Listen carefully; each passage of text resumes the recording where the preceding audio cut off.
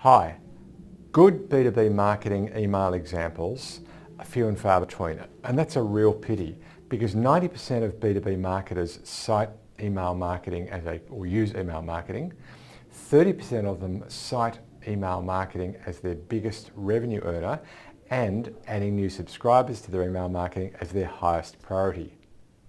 No wonder another study showed that there's a 40-to-1 return. Every dollar spent on email marketing generates $40.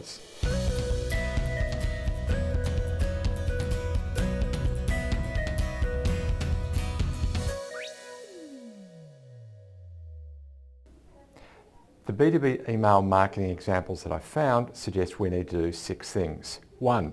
Sell the value of reading the email in the subject. 2. Use the buyer's journey to shape your content. 3. Keep it short unless it needs to be long. I'll explain that in a moment. Personalise like a socialite. I might have to explain that one as well. If you've got a picture that tells 1,000 words, use it and then cut 1,000 words out, and sell your call to action really well. I've got a ton of B2B email marketing examples to share with you and some really tight conclusions to share with you at the end. So stick around until the end. It's pretty short. I think you'll like it. Our first article is from Stephen McDonald, 9 B2B email marketing examples. And what he talks about is the use cases, 9 types of email. They're not just examples, they're 9 use cases for email and then an example of each. Curated email content and others. Read through the article, good list of reasons why you want to email. I want to make a quick comment though about curated email content. Well, today's show is that in a sense. So although this is a video show and my ugly mug on the screen and all that stuff, it's still curated in the sense that I do draw on others' work selectively, which I make a comment on. And that's the comment I wanted to make. If you're going to curate anything, and he's recommending curated email content, with which I agree by the way, if you're going to curate anything, do it well. Don't just present it, be very selective about it, comment on it, contextualize it, connect one to the other, I would say, add some real value to it. He has other use cases, they are all valid, activation, announcement, etc. Read it, it's a good article. I'll put a link in the show notes. Our next example is from Lindsay Kolovich. Thank you. So even though we're looking for B2B email marketing examples, and these are consumer examples, like most of the content from HubSpot, this is great. Don't just read the emails though, that are, let me scroll down, duly presented. Don't just read the emails, read the commentary from Lindsay Kolovich. It is good commentary. She's talked about, I'm presuming it's Lindsay, she talked about what she likes and why she likes it. So I recommend you read this whole thing end to end.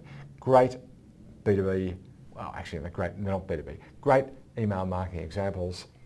A couple of them are B2B, all of them are good and worth reading. Again, a link to the show notes, a link in the show notes for you. Let's take a look at our third one. So these examples are specifically about lead generation. Now that's okay, but as we've seen, lead gen is only one type of B2B email marketing. The images were so low in resolution though that I couldn't read them, and I don't think you can, given I'm presenting on video of this. So what a letdown. Good idea, poorly executed. So kind of don't bother really. Now this was the most shared of the lot. It was shared many times, and same article or same author as the first one, Stephen McDonald, on a different site. So he's obviously doing a bit of guest blogging. Good on him. And in this case, he's given us 17 B2B email marketing examples. And again, they include not just the use case, but an example. Now, some of them are the same as the examples that he used before, but there's more. So really worth taking a look, I would say. It's an excellent reminder of why email is worth your attention. I mentioned at the top of the show, and I'm going to say it again in a moment, that email marketing is just kind of key. With so many B2B email marketing examples here on this particular article, this is the fourth one, the one from Stephen, I found it easy to get into monkey see and monkey do. That is, if you're doing an announcement, do it like this. So I'll give you some context shortly to help you extract yourself from that pattern. Perhaps you're smarter than me and you wouldn't fall into that pattern. I certainly would have. I'll give you some reusable clarity abstracted from these examples so that you can use it as a set of general rules about B2B emails.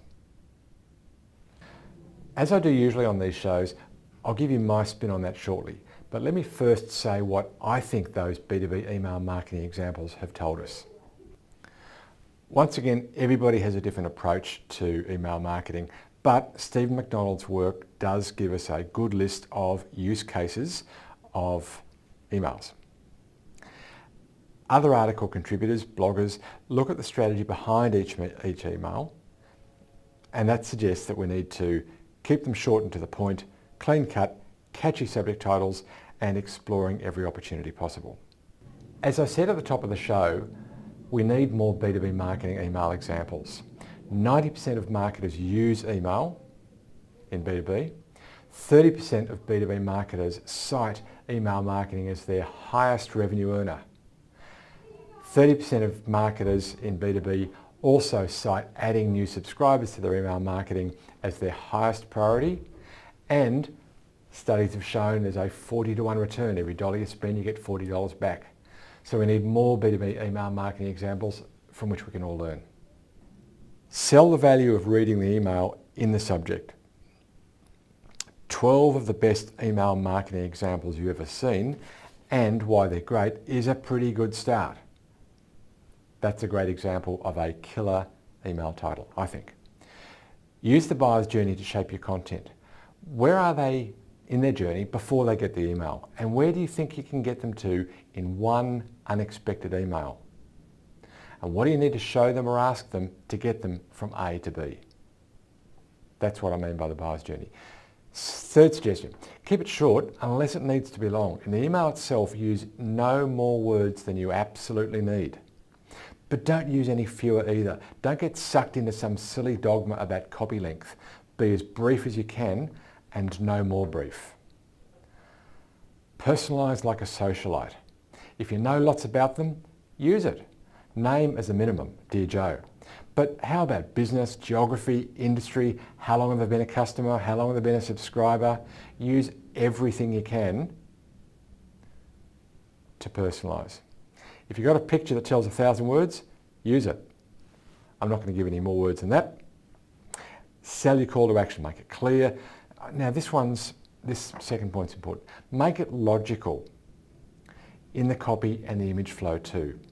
Don't just kind of sneak up on them with a call to action. Logically build using your images, your layout, the words. Logically build to your call to action. Don't finish it and then make a call to action. Think about the call to action and maybe even write that first and then write your article that logically leads to that call to action. And make your call to action more than once if you've got a long email. Don't expect every reader to read the whole thing. If you've been watching the show lately, I have been using the show a little bit to lead to a logical conclusion that says, hey, go get a funnel plan. I think this one does and sort of doesn't. I want to actually talk about something else in relation to funnel plan instead. We're actually using fewer emails with funnel plan than we intended originally. We don't want to bombard users of funnel plan with too many emails. So what we're actually doing is putting a lot of the great content inside the application. So once a week we send an email about some great insight that we found about or from the data within funnel plan. But all of the unique proprietary insights that are specific to the owner of that plan we'll put inside the application, so we don't have to send you really long emails, but you can get all the good oil if you want it. So, funnily enough, in a show about B2B email marketing examples, I'm actually finding I'm trying to use them less and less often. Not that emails don't work, but you really can over-communicate to an audience. So there's a bit of a twist. Second thing about funnel plan is in the funnel plan, really look at every tactic. In your funnel plan, here's the tactic, an email, or it could be another tactic, an ebook, a personal meeting, a video, anything, whatever the tactic is. Look at the before and after. Where are they before they get this piece of tactic?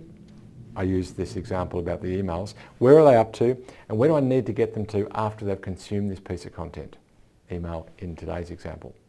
Use your funnel plan to be really precise about briefing each of your tactics. If you haven't got a funnel plan, start with a free one. Go to funnelplan.com, here's the link. Go to funnelplan.com, get yourself a free one, get a sense of what it's like to build a plan. We call it the trial plan, but it's actually more than that. You can actually build your plan using the trial plan. It's a working plan. There's a lot of features in the paid versions, but frankly there's enough value in the free one that I'm going to recommend, as I just did, that you go to funnelplan.com and get yourself a free one. Hey, I've got lots more lined up for next week and I'm pretty excited about coming back and meeting with you then. Until then, may your funnel be full and always flowing. So our thanks this week to Kim Nguyen for research. Our contributors Stephen McDonald, Lindsay Kolowich, Brian Ryder and Stephen McDonald. Again, same Stephen, but on a different side.